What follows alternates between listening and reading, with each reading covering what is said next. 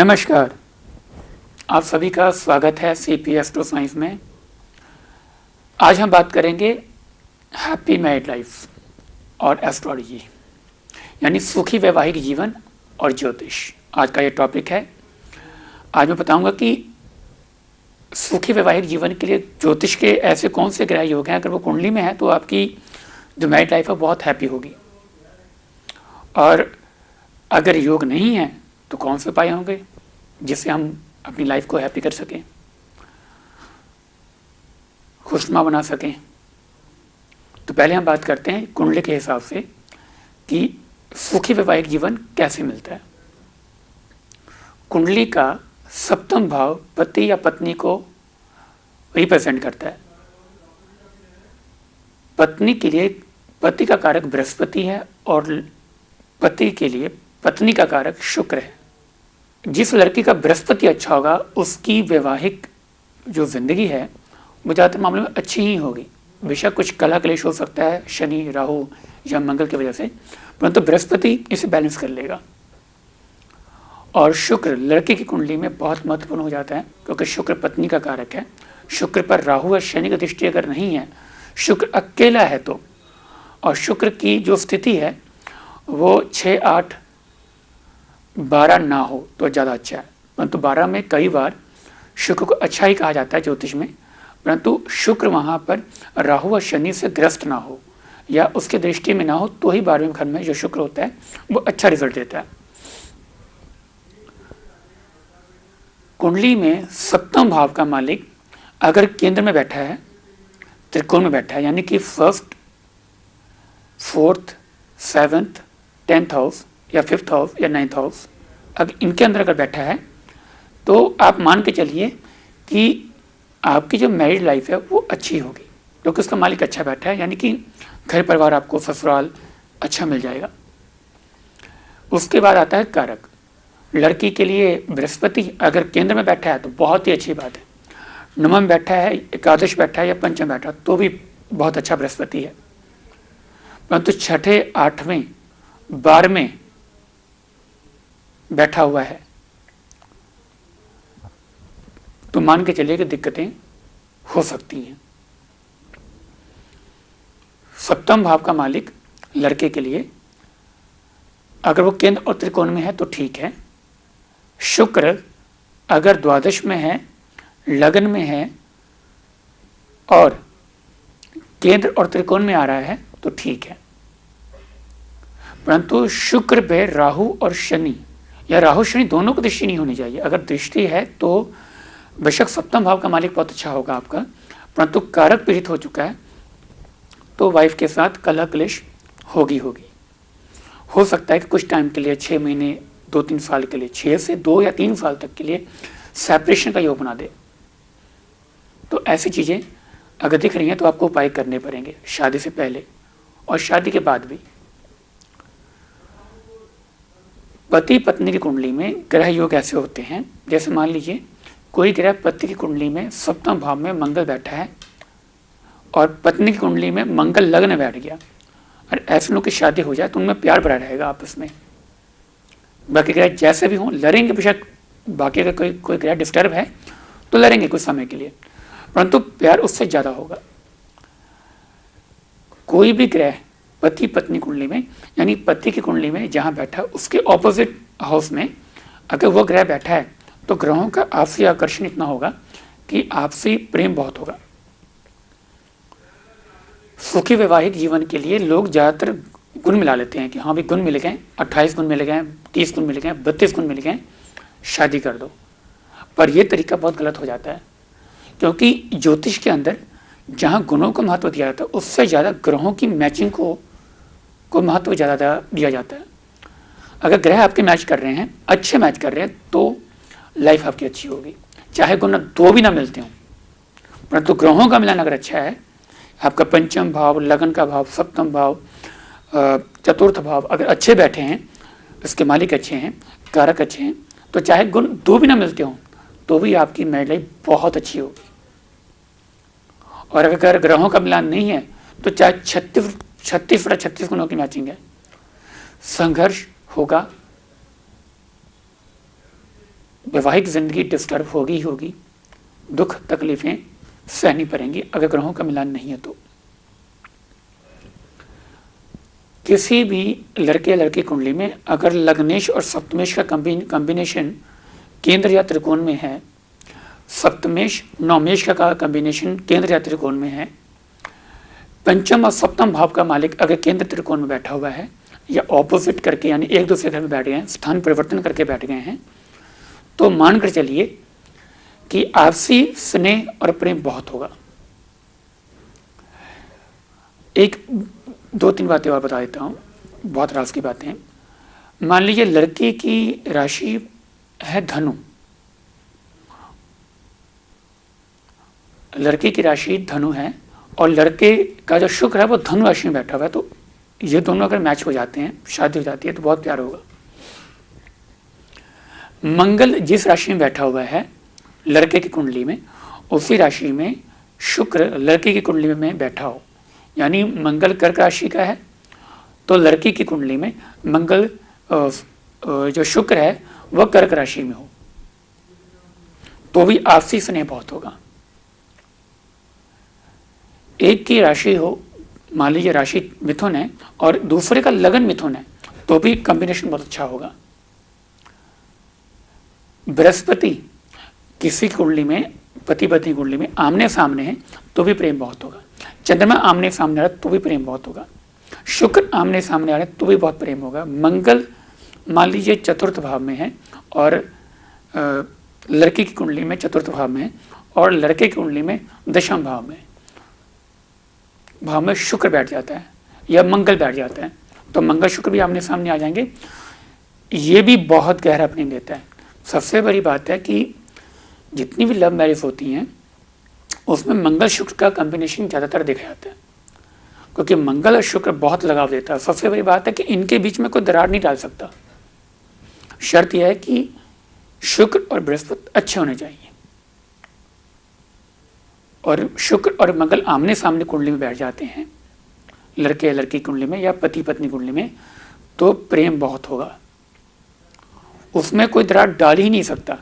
ज्योतिष शास्त्र तो यह कहता है कि उसमें कोई भी विघ्न नहीं डाल सकता, कोई ना कोई तोड़ नहीं सकता।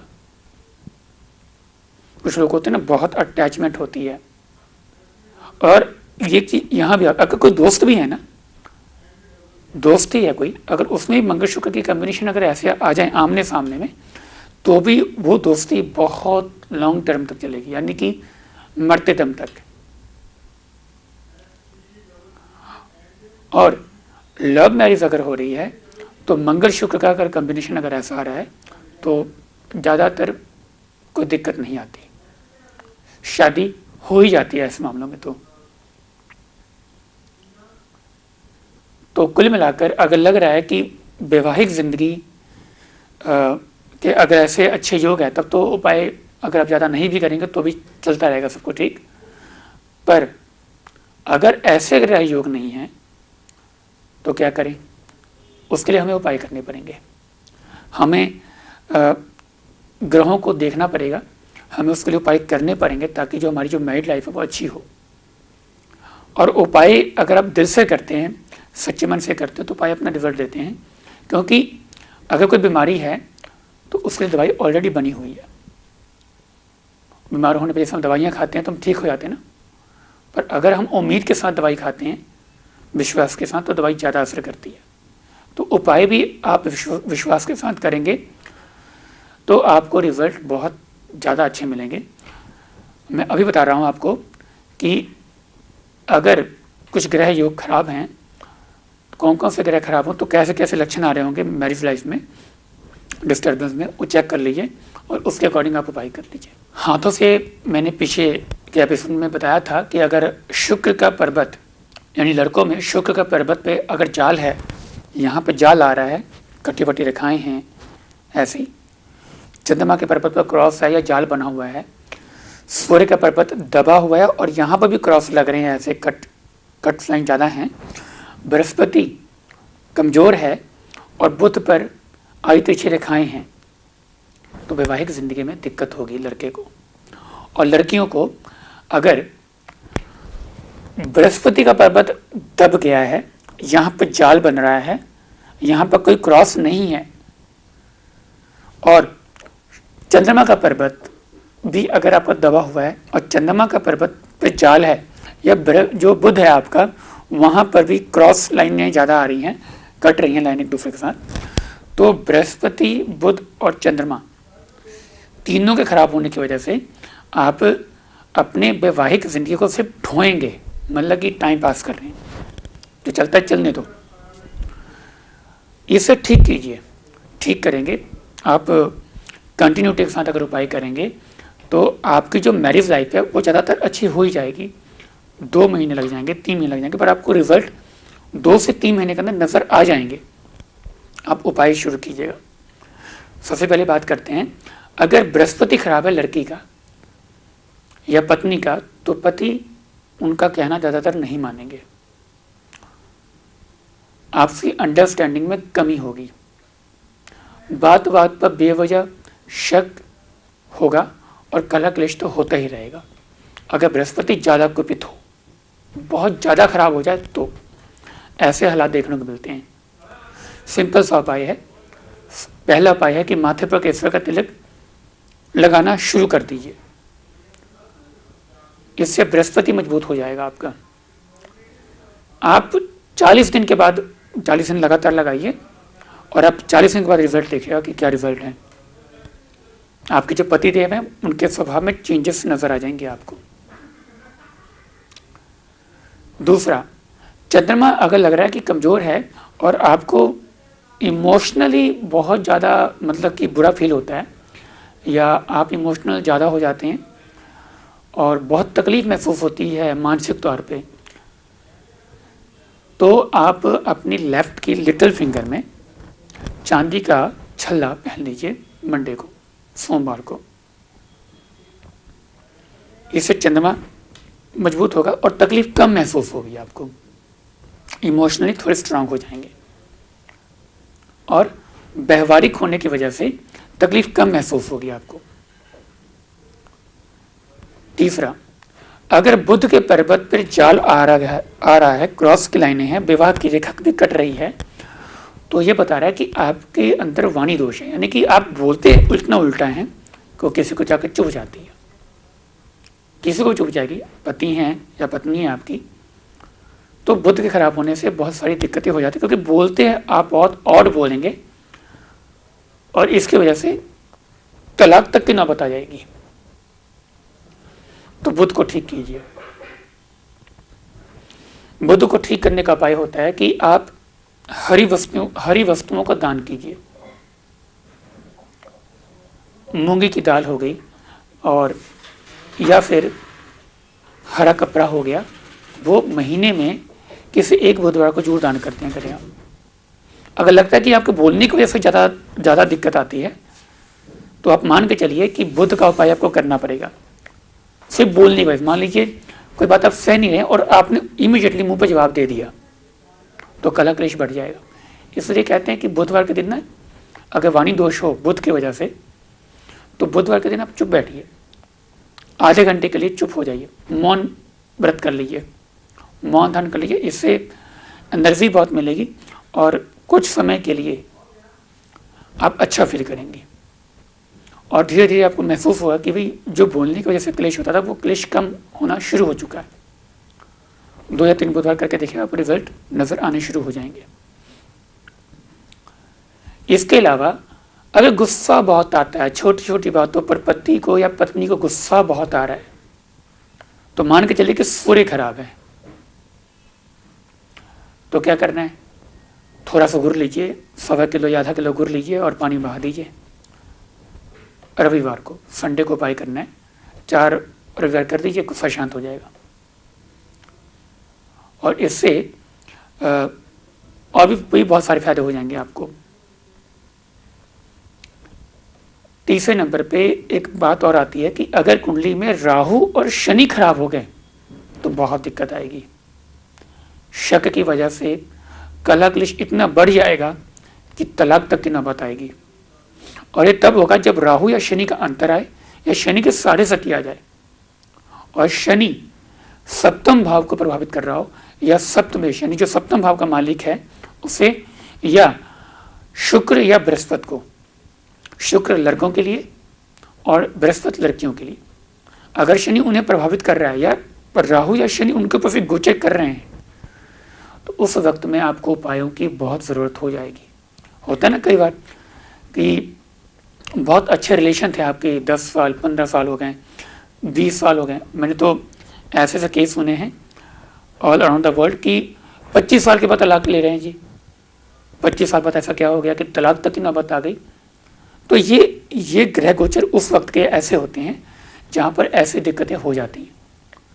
जब भी लगे कि दिक्कत हद से ज़्यादा बढ़ गई है और बेवजह बढ़ गई है, एक तो होता है कि रीज़न का पता होता है, और एक होता है कि अगर आप कॉम्प्रोमाइज़ कर रहे हैं तो अगला सामने वाला कॉम्प्रोमाइज़ नहीं कर रहा, तो कुंडली को चेक करवा लीजिए, उपाय कर लीजिए, रिश्ते बच जाएंगे, नहीं तो परेशानी तो होनी है। और एक मैं और उपाय बताता हूँ आपको, बहुत ही अच्छा है। कलह क्लेश वैसे नहीं होगा किसी मामले में, चाहे वो हस्बैंड वाइफ का रिलेशन है या बहन भाई का है या वो किसी भी रिलेशन में, घर के अंदर जो भी रिश्ते हैं हमारे, उसमें कलह क्लेश नहीं होगा। घर में सेंधा नमक का पोछा लगाइए,